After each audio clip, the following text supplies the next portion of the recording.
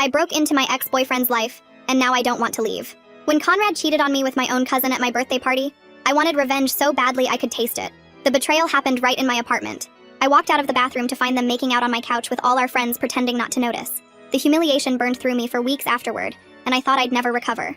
But then I saw a Facebook post from this girl named Adeline needing a roommate. You see, Adeline had been Conrad's best friend since middle school. She knew all his secrets and had access to everything that could ruin him. His passwords, his work drama, even those embarrassing photos from college he made everyone delete. So when I saw that Facebook post, I jumped at the chance. I messaged her that same night, playing it cool. I told her I needed a fresh start after the breakup, and her place looked perfect. She responded with sympathy, saying she heard about what happened at the party. She called Conrad an idiot and said I deserved better. I smiled at my phone, thinking how easy this would be. Moving in was simple. Adeline helped me carry boxes up 3 flights of stairs without complaining once. She'd already cleared out half the bathroom cabinet and made space in the kitchen for my stuff. She even bought my favorite coffee creamer after stalking my Instagram. I remember thinking she was making my infiltration almost too easy. The first month was all about gaining her trust. I'd cook dinner when she worked late at the veterinary clinic. I'd listen to her complain about difficult pet owners and nod sympathetically. I started leaving little notes on the coffee maker for her morning shifts, all calculated moves to get her comfortable enough to spill Conrad's secrets. She began opening up more each week. During our wine nights, she'd tell stories about Conrad that I filed away for later use, like how he lied to his boss about having a degree he never finished, or how he was stealing clients from his company to start his own business. She had no idea she was handing me ammunition. But then weird things started happening. I caught myself actually enjoying our conversations. Adeline was genuinely funny in this dry, unexpected way. She'd do impressions of the pet owners that made me laugh until my stomach hurt. She remembered things I mentioned once, like how I missed my mom's banana bread, then surprised me by learning the recipe. 2 months in, everything shifted. I got the call at work that my dad had been in a car accident. My hands shook so badly I dropped my phone. My manager found me hyperventilating in the supply closet. I couldn't form words to explain what happened. I just kept thinking about how my dad and I had been fighting about Conrad, and our last conversation was an argument. I somehow made it home, still in shock. Adeline was there even though she usually worked late on Wednesdays. She took one look at my face and immediately pulled me into a hug. She didn't ask questions or try to fix anything. She just held me while I sobbed into her shoulder. She drove me 4 hours to the hospital without hesitation. She called her boss and said she had a family emergency. During the drive, she held my hand at red lights and made sure I remembered to breathe. She stayed in that uncomfortable waiting room for 10 hours while Dad was in surgery. When the doctor finally said Dad would be okay, I collapsed with relief, and Adeline caught me before I hit the floor. She got us a hotel room and made sure I ate something. She even called my work to explain why I'd need a few days off. I realized she was taking care of me like real family would. Over the next few weeks, she drove me to visit Dad every few days. She'd bring crossword puzzles for him and sneak in his favorite cookies. She made him laugh with stories about the crazy pets at her clinic. My dad started asking when I was bringing that wonderful roommate around again. I started noticing things about Adeline I'd ignored before. How she volunteered at the animal shelter every Saturday. How she sent money to her little brother in college even when she was short on rent. How she defended me to Conrad when he tried to spread rumors about why we broke up. The guilt began eating me alive. Here was this genuinely good person who'd become my actual friend, and I'd moved in with the intention of using her.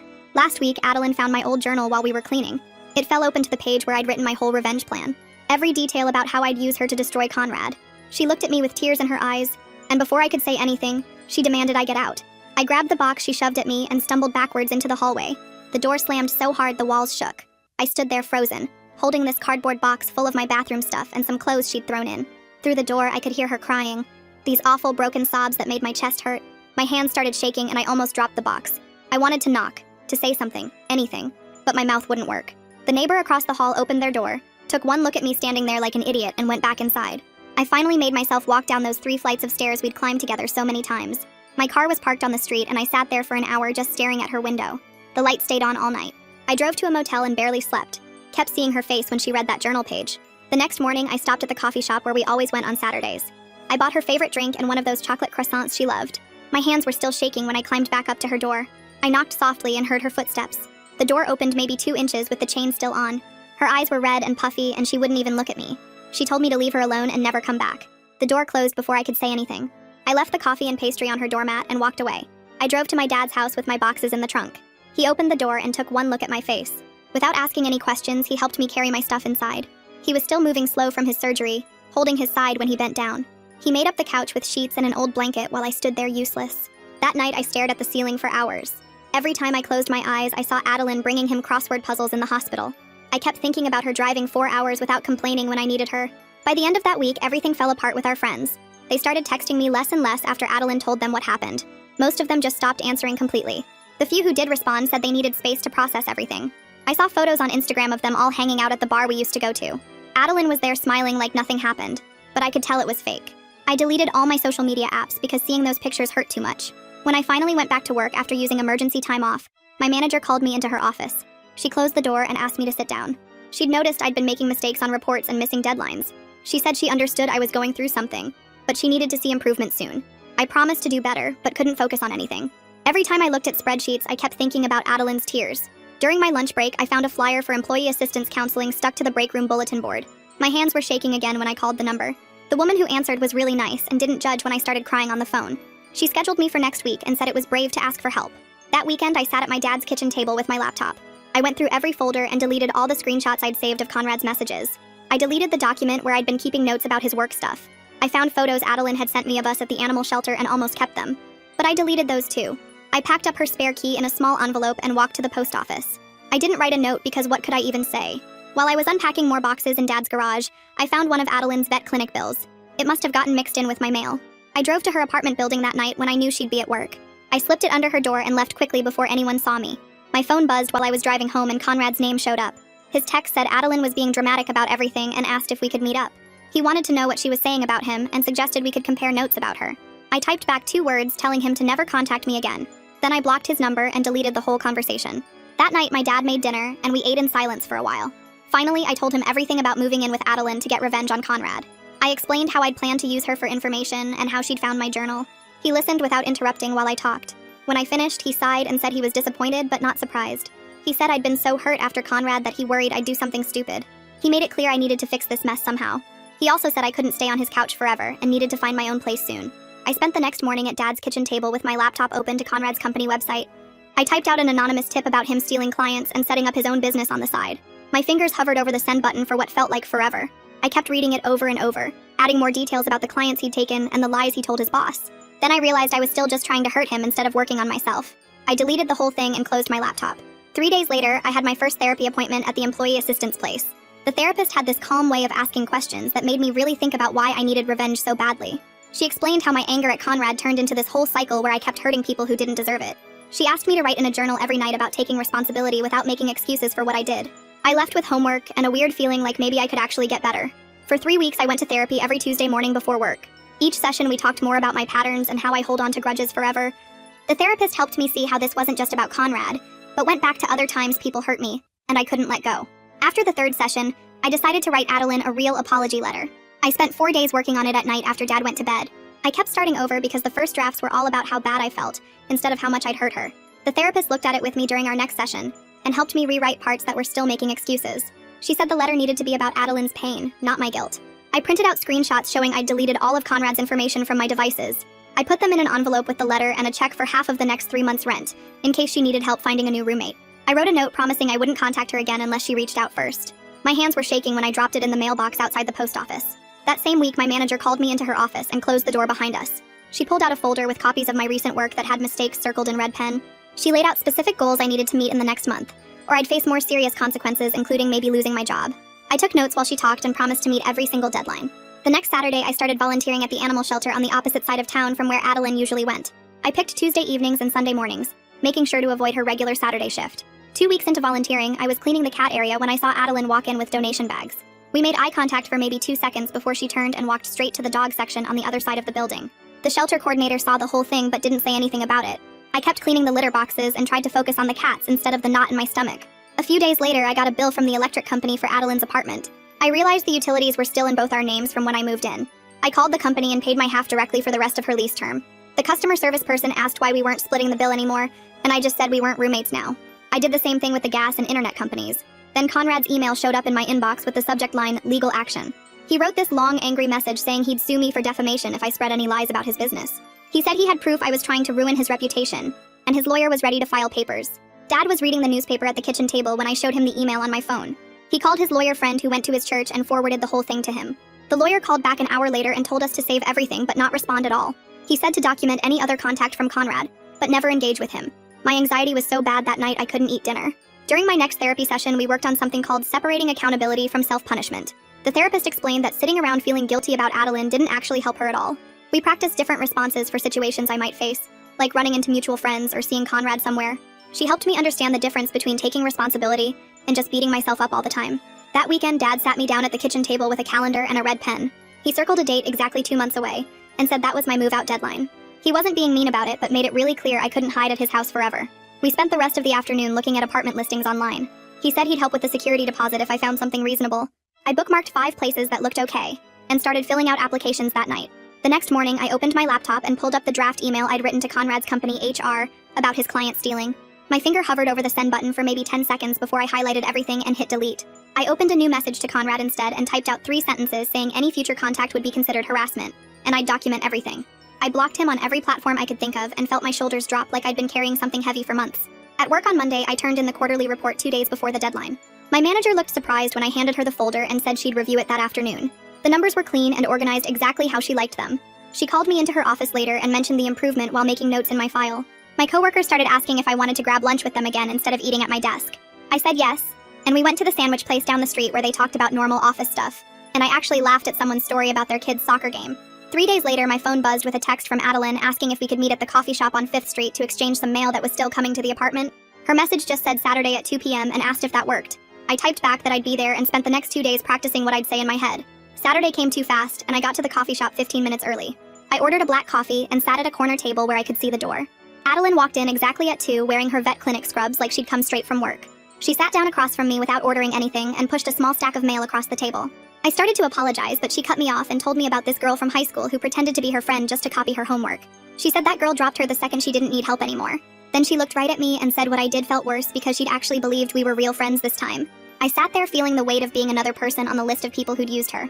I pulled out my wallet and offered to help with rent until she found someone new for my room. She shook her head and said she already had someone moving in next week. She didn't need my money or my guilt. She just wanted me to leave her alone. I promised I would respect that boundary completely, and watched her walk out without looking back. The animal shelter had volunteer orientation every Tuesday, so I signed up for that instead of the Saturday shift Adeline always worked. The coordinator showed me around and explained they really needed help with the evening feeding and morning cleaning crews. I picked Tuesday evenings and Sunday mornings to make sure I'd never overlap with Adeline's schedule. The first week I mostly cleaned kennels and refilled water bowls. The dogs didn't care that I was there to avoid someone or work through guilt. They just wanted their dinner and maybe a quick scratch behind the ears. One big lab mix kept trying to steal the mop while I cleaned his kennel and made me laugh for the first time in days. My cousin sent me a Facebook message the next week saying we should talk about what happened at my birthday party. She wrote this long thing about how Conrad had been going through stuff, and maybe we could all move past it. I typed and deleted 5 different responses before settling on telling her I wasn't ready for that conversation, and might never be. I hit send and then muted her messages. Setting that boundary felt better than pretending everything was fine. 2 days later, I got a call from someone at Conrad's company saying they were investigating some concerns about his conduct. The woman on the phone said my name had come up as someone who might have relevant information. I kept my answers short and stuck to basic facts when she asked specific questions. Yes, we dated for 2 years. Yes, the relationship ended 6 months ago. No, I didn't want to add any additional comments. She thanked me for my time and said someone might follow up if they needed clarification. I hung up and immediately called my therapist to move up our next appointment. During the session, we practiced different scenarios where I might get pulled back into the Conrad drama. She had me rehearse keeping responses brief and factual without adding emotional color or extra details. We went through it maybe 6 times until I could answer calmly without my voice shaking or getting defensive. She wrote in her notes that I was getting better at not turning everything into a crisis. The roleplay felt silly at first, but it helped when the HR person called back a week later with follow-up questions. After 6 weeks of meeting every deadline and turning in clean work, my manager called me in for my review. She pulled out the performance improvement plan we'd signed and drew a line through it. She said I'd shown consistent improvement, and she trusted me to maintain this level going forward. She mentioned the raise would show up in my next paycheck. I thanked her for being patient while I dealt with personal stuff, and she said everyone goes through rough patches. Walking out of her office felt like passing a test I'd been sure I'd fail. That same Tuesday at the shelter, I was scrubbing water bowls in the back, when 2 other volunteers started talking about Adeline near the supply closet. The woman said something about how Adeline seemed different lately, and wondered if something happened with her roommate situation. I kept my head down and focused on the metal bowls clanking against the sink. The guy mentioned he'd heard through someone that Adeline's old roommate had done something pretty bad, but nobody knew the details. The woman asked if I knew anything since we volunteered similar hours sometimes. I just shrugged and said I tried to keep things professional at the shelter. She nodded and said she respected that I didn't spread gossip even when others brought stuff up. I finished the bowls and moved on to refilling the dry food containers without adding anything else. That night, my phone buzzed with a Facebook message from someone I didn't recognize at first. The profile picture showed a college-aged guy who looked familiar in that way, where you've seen someone in photos before. His message said he was Adeline's brother, and he wanted to know what happened between us. He wrote that his sister wouldn't tell him anything, but she'd been really upset and he was worried about her. I stared at the message for maybe 10 minutes before typing back. I told him I was sorry for hurting his sister and that she deserved better friends than me. He asked what I meant, but I didn't explain or try to justify anything. I just wished him well with his studies and left it at that. 3 days later, I was going through boxes in Dad's garage looking for my winter clothes when I found an old recipe box from the apartment. Inside was the banana bread recipe card Adeline had written all over with her own notes and tips. She'd added things like extra vanilla makes it better, and mash bananas really well or you get chunks. Her handwriting was all over the margins with little arrows pointing to different steps. I held that card for a long time, remembering how she'd spent a whole Saturday perfecting the recipe, just because I mentioned missing my mom's version. I got an envelope and wrote her apartment address on it. Inside, I put the recipe card with a sticky note that just said, "This belongs to you." I drove to the post office that afternoon and mailed it without a return address. It felt like giving back a piece of the friendship I didn't deserve to keep. The next week, my phone started blowing up with texts from mutual friends about Conrad. Someone forwarded me a screenshot from LinkedIn showing his company had put out a statement about investigating employee misconduct. The post said multiple former coworkers had come forward with concerns about client relationships and business practices. People were asking if I knew anything about it, or if I was involved somehow. I didn't respond to any of the messages. I just read through them and felt relief that consequences had found him without me having to do anything. Friday morning, I woke up to angry texts from a number I didn't recognize. The first one said, "I know this is your fault," and they got worse from there. Conrad was blaming me for his work problems and saying I must have called his company or spread rumors to get revenge. He threatened to tell everyone what a psycho I was and ruin my reputation at my job. He said he had proof I was obsessed with him, and nobody would believe anything I said. I took screenshots of every single message and saved them to a folder on my phone. Then I blocked the new number and added everything to the documentation file my dad's lawyer friend had suggested I keep. I didn't respond to any of it or engage at all. Dad had been doing physical therapy 3 times a week and finally hit the milestone of walking without his cane. His therapist said he was ahead of schedule and could start doing more normal activities. We decided to celebrate with dinner at home where I cooked his favorite pot roast with the vegetables he actually liked. While we ate, he told me he was proud of how I was handling everything now. He said he wished I'd never needed to learn these lessons, but he could see I was really trying to be better. We talked about normal stuff like his therapy exercises and my work projects. It was the first time in weeks we'd had a conversation that wasn't about my mess with Adeline or Conrad. Monday morning, my manager called me into her office again, but this time she was smiling. She said she had a small project that needed someone to lead it, and she thought I was ready for the responsibility. It was just updating some client presentations, but it meant coordinating with 3 other people and presenting to upper management. I threw myself into making those presentations perfect. I triple-checked every slide and practiced the talking points until I knew them cold. When presentation day came, everything went smoothly, and the executives asked good questions I was prepared to answer. My confidence at work slowly started feeling normal again, instead of like I was constantly about to get fired. The animal shelter was having their annual adoption event, and needed all hands on deck for the Saturday it was scheduled. The coordinator sent out an email saying everyone needed to sign up for shifts regardless of their usual schedule. When I looked at the sign-up sheet, I saw Adeline had already claimed the morning setup slot. I picked the same time because we'd need to work the busiest shift anyway. Saturday morning, I got there early and started setting up tables without waiting for assignments. Adeline arrived 15 minutes later and we made eye contact briefly before she went to the opposite side of the event space. Throughout the morning, we had to coordinate on things like where to put the adoption forms and which dogs should be in which pens. We kept everything professional and only talked about task-related stuff. When she needed help moving a heavy table, I just grabbed the other end without making it weird. The shelter coordinator came by at lunch and thanked us both for keeping things running smooth, despite what she called the awkwardness. Neither of us responded, but we kept working through the afternoon without any problems. Near the end of the event, I was walking a potential adopter to meet one of the dogs when I heard someone talking to another volunteer. The woman was saying something about how Adeline was naive for trusting her sketchy roommate and should have seen the red flags. I stopped walking and turned around immediately. I told the woman that Adeline was a good person who saw the best in people, and that wasn't naive, it was kind. The woman looked surprised and started to say something else, but I cut her off. I said Adeline's trust was actually a strength, and anyone who took advantage of it was the problem, not her.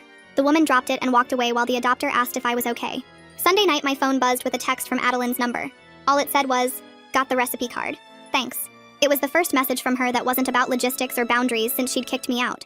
I stared at it for a long time before just hitting the heart reaction on the message. I didn't type anything back because she'd been clear about wanting space, and I needed to respect that even if this felt like a tiny crack in the wall between us. My next therapy session was on Tuesday, and the therapist brought up something I hadn't thought about. She asked if I'd considered having one last conversation with Adeline for closure, but only if Adeline was willing. She said sometimes people need to say things face to face to really process what happened. I sat there picking at the arm of the chair while she explained how it could help both of us move forward. That night, I typed and deleted about 20 different messages to Adeline. I finally sent one saying I was available if she ever wanted to talk, but there was no pressure at all. I made sure to say this would be the last time I'd reach out to her. I put my phone face down and tried not to check it every 5 minutes. 3 days went by without any response, and I figured that was my answer. Then Thursday afternoon, my phone buzzed with her name on the screen. She said she'd meet me at the park near the library, but she had conditions. She wanted it during daylight hours, maximum 1 hour, and we'd only talk about specific things she listed. I typed back immediately that I agreed to everything, and thanked her for even considering it. Saturday morning, I got to the park 20 minutes early and sat on a bench near the playground. Kids were running around screaming while their parents watched from the shade. Adeline showed up exactly on time and sat at the opposite end of the bench. She looked good, healthier than when I'd last seen her at the shelter. She started by saying she almost didn't come, but her own therapist thought it might help. I told her I understood, and I was grateful she showed up at all. She pulled out a piece of paper with notes she'd written, and I realized she'd really prepared for this. I started talking about every single manipulative thing I'd done without trying to justify any of it. I told her about stalking her social media before moving in, about taking notes on Conrad's secrets, about pretending to care when I was really just gathering information. She listened without interrupting while I laid out every calculated move I'd made. When I finished, she told me how lonely she'd been before I moved in. She said she'd been so happy to finally have a close female friend after years of mostly hanging out with Conrad and his guy friends. She explained how my betrayal made her question every friendship she'd ever had and wonder if she was just bad at reading people. Her voice cracked when she talked about second-guessing every nice thing anyone did for her now. We both had tears running down our faces, but it felt necessary, like we were finally being completely honest. She said the worst part was that our friendship had felt so real to her. She'd thought we had this special connection, and finding out it started as a lie destroyed her ability to trust her own judgment. I told her that the friendship became real for me too, but I understood why she couldn't believe that. We talked about how to handle living in the same city without making each other uncomfortable. She said she'd keep her regular Saturday morning shift at the shelter, and I could volunteer any other time. We agreed to be polite if we ran into each other at mutual friends events, but wouldn't seek each other out. She had a whole list of places she regularly went, and we figured out how to avoid overlap. Before the hour was up, she stood and said this was the closure she needed. She told me she couldn't forgive me yet and might never be able to, but she didn't hate me anymore. She walked away without looking back, and I sat there for another hour just processing everything. Monday at work, my manager called me in for my performance review. She had this smile on her face that made me relax immediately. She went through all my recent projects and said I'd not only bounced back but actually improved. She showed me the numbers and they were better than before everything fell apart. She said she didn't know what I'd been dealing with personally, but whatever I'd worked through had made me more focused. She approved a small raise and told me she was promoting me to senior coordinator. I thanked her and managed to hold it together until I got to the bathroom where I cried from relief. 2 weeks later, I got a text from Adeline saying she'd signed a lease for a new place closer to the vet clinic. She asked me to stop trying to send money or make financial amends because she was doing fine on her own. She said my guilt payments weren't helping either of us move forward. I texted back that I understood and wished her happiness in her new place. A few days after that, I got a Facebook message from her little brother. He thanked me for contributing to a scholarship fund at his college in Adeline's name. He said she'd mentioned it helped him buy textbooks this semester. He didn't seem to know about our falling out and just wanted to say thanks. I was glad at least one good thing came from my attempts to make things right. The break room at work was buzzing the next week with gossip about Conrad's company. Apparently multiple people had reported him for ethics violations, and he'd been under investigation for months. The woman from accounting said he got a final warning and had to do mandatory ethics training, but managed to keep his job. It wasn't the dramatic downfall I'd once fantasized about, but it seemed like appropriate consequences. That weekend, I sat at Dad's kitchen table and wrote a long letter to Conrad that I knew I'd never send. I wrote about the humiliation of finding him with my cousin at my own birthday party. I wrote about how his betrayal had turned me into someone I didn't recognize. I wrote about all the pain and anger I'd carried for months. Dad came out back with me as I put the pages in his fire pit. We watched the smoke disappear into the dark sky, and it felt like letting go of the last piece of anger I'd been holding. Dad mentioned maybe inviting Adeline to dinner to thank her for everything she did during his surgery. I explained that she needed space and contact from us would just make things harder for her. He understood but said he wanted her to know he was grateful. He ended up sending his thanks through a mutual friend who worked at the vet clinic. The friend told him later that Adeline had smiled and said she was glad he was doing better. 2 weeks later, I found the perfect studio apartment on the 3rd floor of a building near downtown. The landlord ran my credit check while I waited in his office and handed me the keys that same afternoon. Dad drove me around to look at furniture at thrift stores, and we loaded his truck with a couch that smelled like cigarettes and a wobbly kitchen table. We spent the whole weekend moving boxes up those stairs, and he kept stopping to catch his breath but wouldn't let me carry the heavy stuff alone. He helped me hang curtains and set up the bed frame we bought from a guy on Craigslist. When we finished unpacking the kitchen boxes, he stood in my tiny living room and told me he was proud of how I'd handled everything these past months. The next Saturday at the shelter, I was cleaning kennels when the coordinator asked if I could help with a new rescue dog that wouldn't let anyone near him. I walked into the intake room and saw Adeline already there with thick gloves on, trying to coax the German Shepherd mix out from behind the exam table. We made eye contact for a second before focusing on the dog who was shaking and growling low in his throat. I grabbed the slip lead while she opened a can of wet food, and we worked without talking much except to coordinate our movements. She'd move left and I'd block the right exit, then I'd distract him while she put the food bowl closer. After an hour, the dog finally crept forward to eat while we both stood perfectly still against the walls. When he finished eating and let Adeline check his collar for tags, we shared a quick smile before going back to our separate tasks. 3 days later, I sat in my therapist's office for what she said would be our last weekly session. She pulled out a calendar and we mapped out monthly check-ins for the next 6 months with the option to call if I needed extra support. She went through all the coping strategies we'd practiced and said I'd gotten good at recognizing my patterns before they turned destructive. I left her office feeling steady, like I could handle things without needing someone to guide me through every decision. Dad's birthday came up that Thursday, and I spent the morning in my small kitchen making Mom's banana bread from the recipe card I'd kept in my wallet. The apartment filled with the smell of cinnamon and vanilla while I waited for it to bake. Dad loved it, and mentioned at dinner that his friend from the clinic told Adeline about the bread. She'd sent back a smiley face emoji through their text chain. Nothing more. But Dad showed me his phone with this hopeful look. I stared at that tiny yellow face on the screen and felt something shift in my chest. Not quite forgiveness, but maybe the possibility of it someday. Alright, that's a wrap for today. Really appreciate you letting me just wonder about things with you all. It's always a good time. Until we cross paths again, subscribe for more content like this.